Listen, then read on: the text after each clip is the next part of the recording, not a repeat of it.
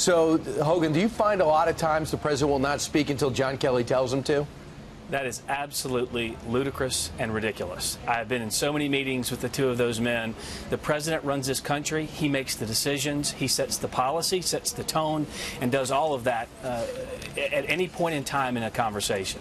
John Kelly executes exactly what the president wants him to do. We all offer our opinions and suggestions, but it is the president of the United States who runs this country. Hogan, who do you believe, General Kelly, a Marine general, or Omarosa? Right, a four-star Marine General John Kelly, who I work with closely every day, who I trust with everything I've got. I believe him 100%. More will come out about this, but the way she characterizes that meeting is completely false, and we'll have more to say on that, I'm sure, in the coming days and weeks. But let's just pause for a second and see what we've got here. This is someone who's disgruntled, who is so self-serving, who has decided to go out and put out false accusations, lies, and has already been proven to be contradictory in her own book. So this is someone with zero credibility in this town, and it's not unique in Washington, D.C. for people to try to make money off of deriding and disgracing Donald Trump.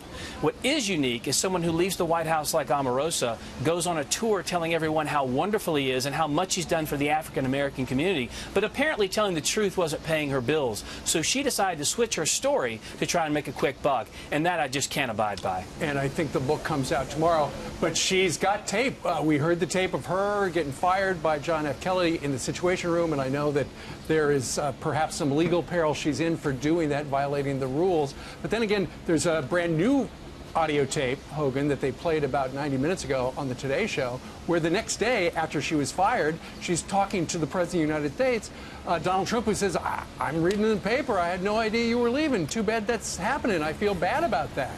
So it's not just that she was recording the getting fired. She recorded maybe a lot of people. Right. The very idea that a staff member, a former staff member, would go into the Situation Room and attempt to record someone else shows a complete disregard for national security. I can't believe someone would even think about doing something like that. Then on top of that, her character and her integrity have been impugned beyond measure, and now, to add fuel to the fire, we find out she's tried to record the President of the United States on a private phone call. I'm not going to talk about what they talked about on the phone. What I can tell you is the thought of doing something like that to a fellow employee, not to mention the leader of the free world, is completely disgraceful. Hogan, one thing that they had a conversation with, the general was saying to her, you have basically ethical violations. What are those ethical violations? Why was she fired? Well, I can't get into the specificity on personnel moves, but listen, the press have reported repeatedly on what she did and didn't do within this White House. You guys know some anchors on network television mocked and derided Omarosa to her face. I can't tell you the conversations I've had with reporters who come into my office and mocked her behind her back.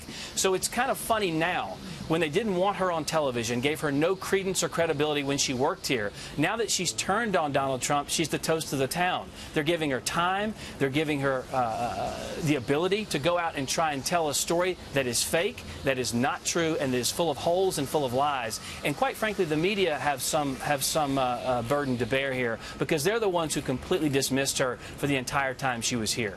Well, you know, she played a tape of the president the next day after she got fired. The president called her, and she also, that's the recording that she'd had with the president. And he said, what's going on? I didn't even know you were fired. And she's trying to say the president doesn't know what's happening in the White House. Meanwhile, others have said that the chief of staff, that's his job. He went in there and he cleaned house, and he was trying to clean up the White House. What was she really like to work with? What was her personality like, and what did people think of her inside the White House? Look, I always got along with Omarosa. She was someone that would come to my office periodically, and we'd have conversations and meetings. I didn't see her in too many of the meetings we had with other staff, when we had planning meetings and things like that. I got along with her. But this is someone now that makes me concerned. I wonder if she's recording some of the things we talked about as well. You can't trust somebody who comes into your office and smiles and has a conversation, and then you find out afterwards they leave and they're private citizens. They've been recording this information. The conversations she had with the president, the conversations that I I have the president, Gotcha, conversations at Kelly, they're all private. That's ridiculous that you would Right, release those. but is it true or false? Was the president telling the truth, and he said he didn't even know she was fired? That Kelly fired her without telling the president?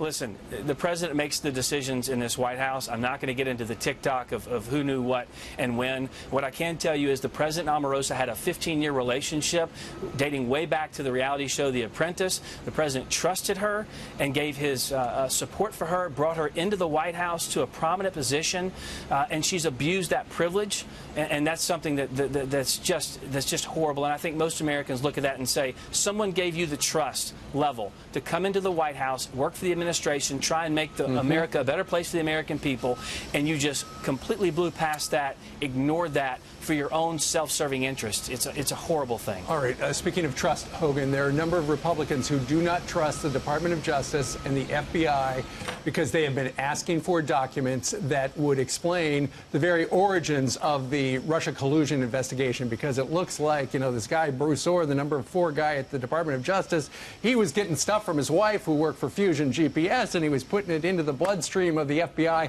even though Christopher Steele had been fired for leaking to the press. So the big question is, will the president declassify these things that all these Republicans are calling for and have been for half a year? It seems like with every day and every new revelation, the president has proven to be more correct than he was the day before.